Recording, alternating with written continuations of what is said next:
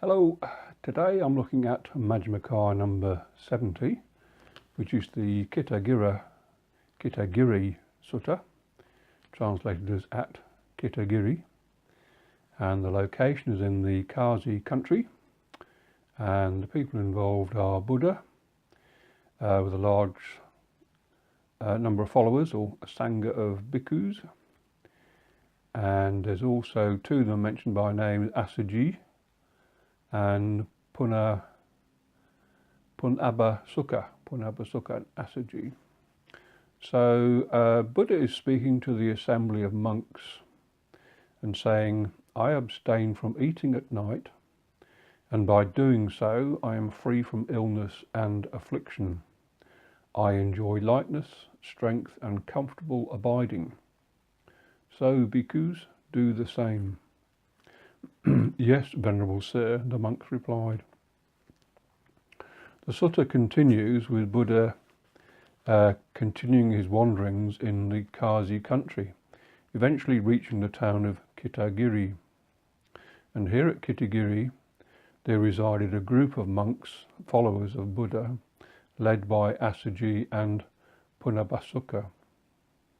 The bhikkhus accompanying Buddha went to these bhikkhus at Kitagiri and told them of Buddha's ruling about not eating at night. But the reply from Assaji and his bhikkhu group was as follows. Friends, we eat in the evening, in the morning, in the day, outside the proper time, and by so doing we too are free from illness and affliction. We enjoy lightness, strength and a comfortable abiding. Why should we abandon this practice? Now the discussion went to and fro between the groups of monks, but Assaji's group remained unconvinced of the need for change.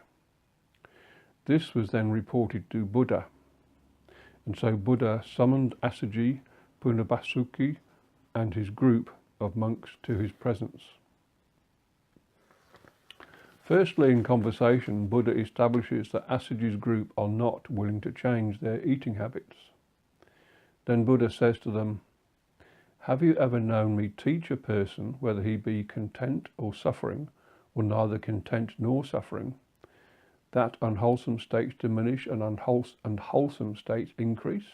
No, came the reply. And, continued Buddha, have you not known me teach the Dhamma in the following way? And when someone feels a certain kind of pleasant feeling, unwholesome states increase and wholesome states decrease. That's the sense desires. But when someone experiences a different kind of pleasant feeling, unwholesome states diminish, wholesome states increase. So that is believed to refer to the absorptions. And that the same can be said when the feeling is unpleasant, or when the feeling is neither pleasant nor unpleasant. Yes, Venerable Sir, came the reply. Buddha continues, so if it was not known to me, if it was unfound, unrealized, thus, here when someone feels a certain kind of pleasant feeling, unwholesome states increase in him, and wholesome states diminish. Would it be fitting for me to say it, not knowing that? Abandon such a pleasant feeling. No, came the reply. So I understand this to mean that if Buddha does not know the reason for or cause of the unwholesome state, he does not have the right to comment. So he's making the point that he's speaking out of knowledge. But, Buddha said, if it is known to me, found, realized, that when someone feels a certain kind of pleasant feeling, such as sense desires, unwholesome states increase in him and wholesome states diminish, then it is right for me to say so. Abandon such a pleasant feeling. Similarly, if it were unknown to me, unseen, unrealized, when someone feels a certain kind of pleasant feeling, unwholesome states diminish and wholesome states increase, would it be fitting for me to say, enter upon and abide in such a kind of pleasant feeling? No, Venerable Sir, but because it is known to me, or known by me, seen, found, realised, that when someone feels another kind of pleasant feeling, so like absorptions, unwholesome states diminish and wholesome states increase. So I can say, enter upon and abide in such a pleasant feeling.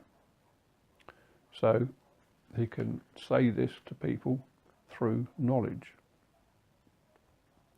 So this really relates back to this telling people not to eat at night, that he's not just doing it on a whim, that it's through understanding and knowledge. The teaching continues in a similar vein, this time describing a certain kind of painful feeling. Unwholesome states increase, wholesome states decrease, and another kind of painful feeling where unwholesome states diminish and enter upon and abide in such a kind of painful feeling. Then the same allusion is given for the neither pleasant nor painful feeling. So he runs through the content, painful, and neither pleasant nor painful. So just to repeat, in summary, it is only because Buddha is aware that he is able to definitively tell people what to do and how to behave. Bhikkhus, Buddha continues, I do not tell all bhikkhus they still have work to do with diligence, nor do I say of all bhikkhus that they have no more work to do with diligence. I do not say this to bhikkhus who are arahants with taints destroyed, that they still have work to do with diligence. Those who are in higher training, to them I say they still have work to do with diligence.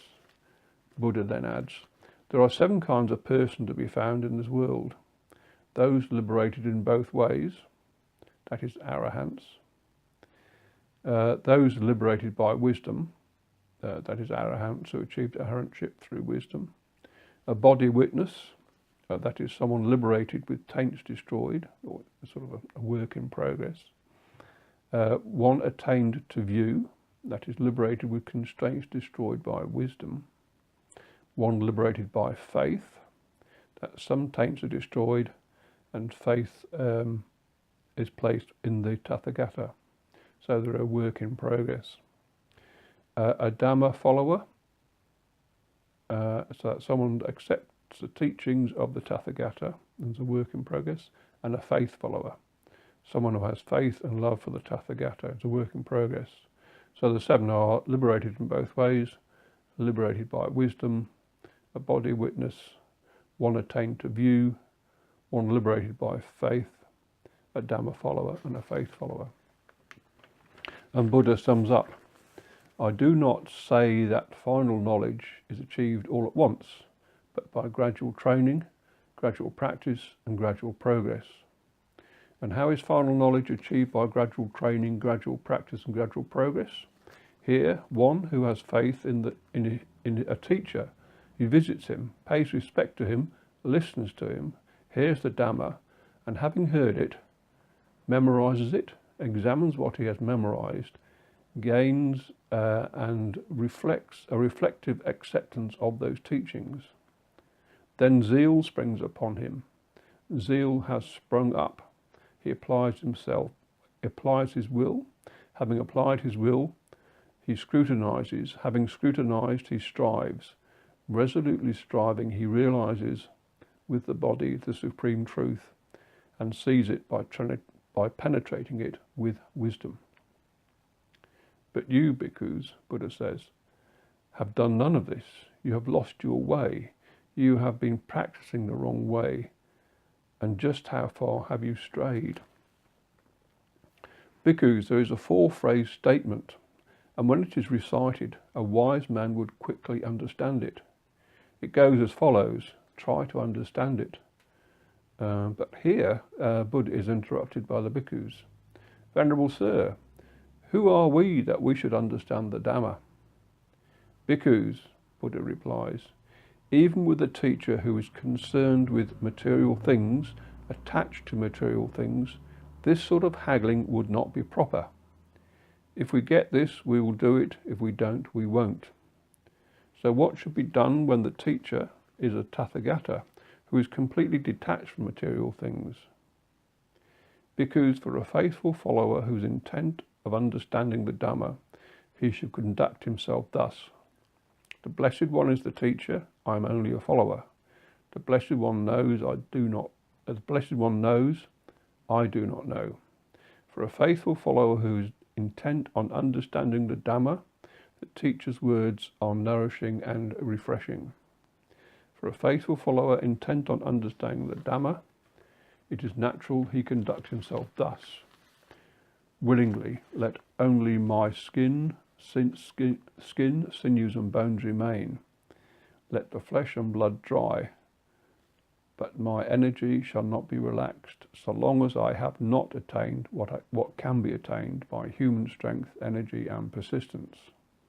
For a faithful follower who is intent on understanding the Dhamma, one of two results can be expected: either final knowledge, here and now, or if there is a trace of clinging left, then non-return. This is what the Blessed One said, and the bhikkhus were satisfied and delighted in the Blessed One's words. And that's the end of Majjhima Nikaya number 70. Thanks for watching.